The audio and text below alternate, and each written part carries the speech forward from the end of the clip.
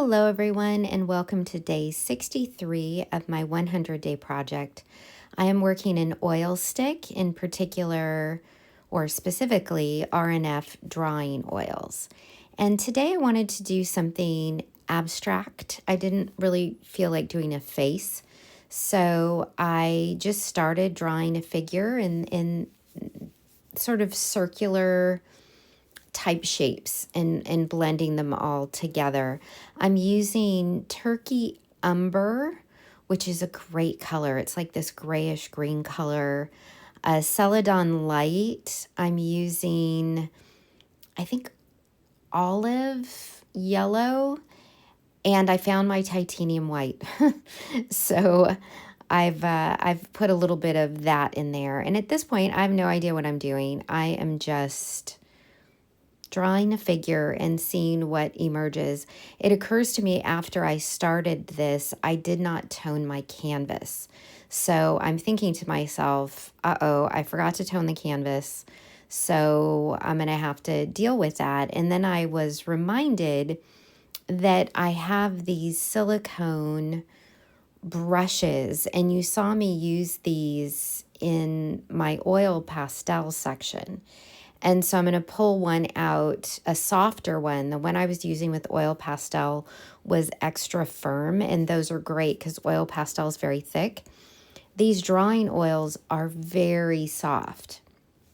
They're oil paint, so they move very easily. And so I used a softer version of that silicone brush type tool to blend this out, and you'll see me do that in a little bit. So as I have this figure in there, I've got her in there, so I figure she needs to be in the garden. So I look down, and again, purple and green go really well together, so I'm adding some quinacridone magenta, and then I decide to add some of that into the figure itself to deepen up some of those shadows, but also harmonize the colors. So there's a little bit of that magenta color in there, and I'm using quinacridone magenta light to layer in a lighter version of that. And this is the turkey umber that I'm using to bring in some stems. This yellow is a Naples yellow, and I do love Naples yellow. It is more opaque, but it's just such a wonderful sunlight color. I really, really enjoy it. So I'm going in, and I've decided that that's going to be my background slash sky color. So I'm layering it in with some white, and here I'm using that tool to blend those colors together and also fill in some of that tooth on the canvas. I'm using a Centurion oil primed linen canvas, as I have been using these past few days for these oil sticks. So it's fairly smooth, but it does have some texture. And I'm using some quinacridone magenta light to fill in some of that foreground. And I'll add a little bit of white in here to lighten it up a little bit. And I'm being extra careful around this figure. I know when I get in close to it, it's going to smudge the edges. So I'm fine with that. I like those soft edges, but I just want to get the background color in there first so that when it smudges, it'll smudge into something, and I'm not trying to overlay these lighter colors on top of that darker greenish gray.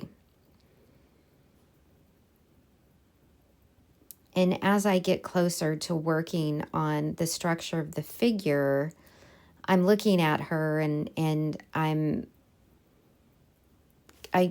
made her arms a little bit, I adjusted the shape of her arms. She looked like they were kind of out and a little too round. And as I was looking at her, I thought she needs a flower in her hair. She's out there in the garden, tending the garden, and maybe she found a flower, and so she's wearing it.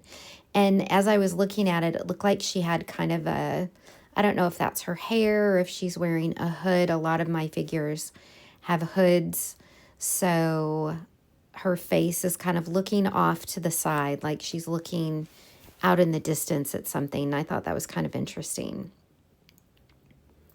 So here's where I'm trying to adjust the shape of her arms a little bit. She looked a um, little too wide of a stance in her arms. And then I bring them up a little bit into her chest. So it looks a little bit more proportionate there, which is great about this oil paint. You can mush things around and move it. And now I'm trying to figure out what to do with that upper left-hand corner. So I thought, well, maybe I'll do like a moon shape. So I used some white and I scratched into it, and it's just kind of sitting there. And I really wanted to use this ancient gold color. This is the most beautiful gold. I love this in encaustic. I love this in their oil stick. It's just a gorgeous gold. But I'm layering it over the white and it's not working. It's mixing with the white and it's kind of turning it this opaque color, and it's not at all what I wanted. I've added a little bit to the flower and a little bit into her body, which shows up nicely, but mixed with that white, it's just not working. And so I'm just sitting with it. I'm like, I'll figure it out. I don't know what I'm doing. I kind of made some circular shapes in her body thinking I could echo that, but I didn't really like that.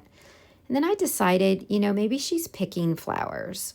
So I'm adding a flower to her hand, and I use that skewer to scratch into the foreground to give some interest there as well.